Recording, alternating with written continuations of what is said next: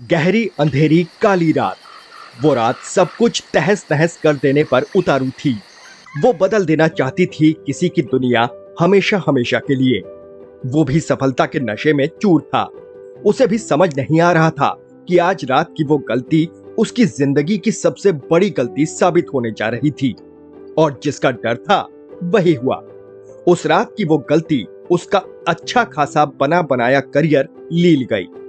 हम बात कर रहे हैं एक ऐसे सितारे की जिसने बहुत तेजी से और बहुत ही कम समय में पूरे बॉलीवुड को अपनी चमक से चुंधिया दिया था। एक समय ऐसा भी था जब उसकी गिनती फ्यूचर के सुपरस्टार के तौर पर होती थी। लेकिन कहते हैं कि सफलता पाना तो आसान है, लेकिन उसे संभाले रखना मुश्किल। और शाइनी आहूजा के साथ भी यही हुआ।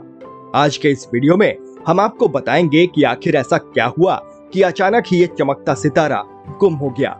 तो बने रहिए हमारे साथ इस वीडियो के आखिर तक। शाइनी आहूजा का जन्म 15 मई 1973 को नई दिल्ली के एक पंजाबी परिवार में हुआ था। शाइनी के पिताजी इंडियन आर्मी में थे। एक्टिंग का शौक बचपन से ही था। पढ़ाई पूरी करने के बाद दिल्ली के ही एक एक्टिंग स्कूल में दाखिला लिया, जहां उन्होंने एक्टिंग की बारीकियां सीखी। आहूजा को सबसे पहला मौका पेप्सी के एक विज्ञापन में मिला, जिसके बाद उन्हें एड एजेंसियों ने हाथों हाथ लेना शुरू कर दिया। उनके पास ऑफर्स की बाढ़ आ गई, जिसके बाद उसी साल आहूजा ने 40 से भी ज्यादा विज्ञापन फिल्मों में काम किया, जिसमें कैडबरी और सिटी बैंक भी शामिल थे।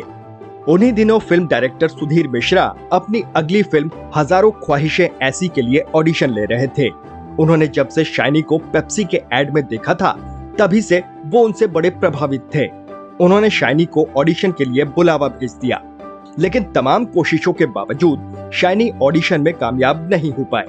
लेकिन शाइनी ने हार नहीं मानी। उन्होंने सुधीर से एक मौका और देने को कहा। सुधीर तैयार तो हो गए, लेकिन इस बार उन्होंने ऑडिशन लिया दूसरे रोल के लिए। और इस बार शाइनी की किस्मत खुल गई। 200 से भी ज्यादा लोगों की भीड़ में वो विक्रम मल्होत्रा के किरदार के लिए सिलेक्ट कर लिए गए। फिल्म ने तमाम इंटरनेशनल फिल्म फेस्टिवल्स में जबरदस्त वाहवाही लूटी। भारत में फिल्म 2 साल बाद यानी 2005 में रिलीज हुई। यहाँ भी बेहद कम पब्लिसिटी और मार्केटिंग के रिलीज होने के बावजूद फिल्म खूब पसंद की गई। शाइनी आहूजा को इस फिल्म के लिए फिल्म फेयर, जी सिने, स्टारडस्ट और आईफा की तरफ से बेस्ट एक्टर डेब्यू का अवार्ड भी हासिल हुआ। आहूजा अपनी पहली ही फिल्म से छा गए। उन्होंने रातों रात कामयाबी की वो बुलंदियां हासिल कर ली, जिसे पाने में लोगों को सालों साल लग जाते हैं। वैसे हजारों ख्वाहिशें ऐसी आहूजा की पहली फिल्म भले ही हो, लेकिन भारत में इस फिल्म के रिलीज होने से पहले ही उनकी एक और फिल्म रिलीज हो चुकी थी। अंग्रेजी में बनी फिल्म सिंस फरवरी 2005 में ही रिलीज हो चुकी थी। इसके बाद उन पर नजर पड़ी बॉलीवुड के जौहरी महेश भट्ट की। साल 2006 में भट्ट कैंप की गैंगस्टर और वो लम्हे जैसी सफल फिल्मों में काम किया। इन फिल्मों की सफलता के बाद उनके दरवाजे पर भी बड़े बड़े निर्माता निर्देशकों की लाइन लगने लगी। 2007 में लाइफ इन ए मेट्रो और भूल भुलैया जैसी ब्लॉकबस्टर फिल्में रिलीज हुई। भूल भुलैया में ये भले ही मेन लीड में ना रहे हों, लेकिन अपनी अदाकारी से इन्होंने सबका दिल जरूर जीता। अभी तक शाइनी आहूजा का करियर किसी सपने सरीखा था। उनकी ज्यादातर फिल्में सफल हो रही थी। महज 3 सालों में ही वो बॉलीवुड के टॉप स्टार्स में गिने जाने लगे थे।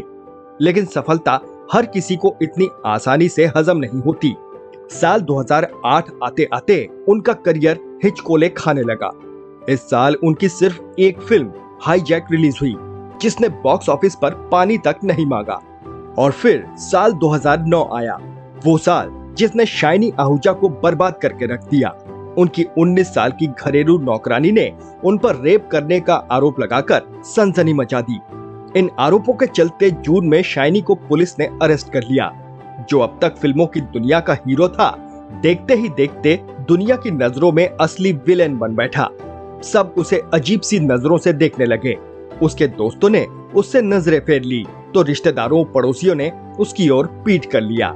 हालांकि खबरों की माने तो शाइनी ने ये माना था कि उस वक्त वो अपराध की गंभीरता को समझ नहीं पाए थे।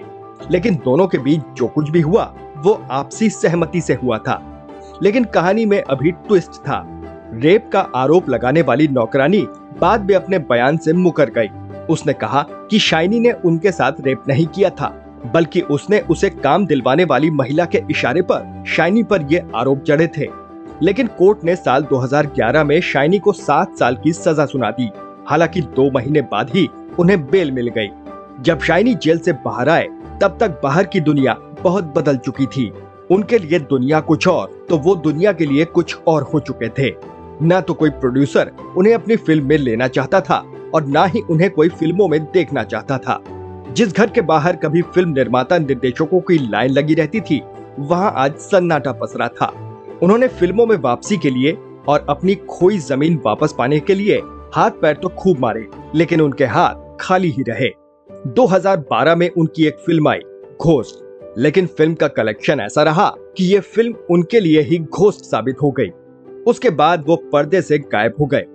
वो 2015 में आई बड़े बैनर की फिल्म वेलकम बैक में जरूर दिखे, लेकिन उसमें उनका रोल इतना छोटा रहा कि शायद ही किसी ने नोटिस किया हो।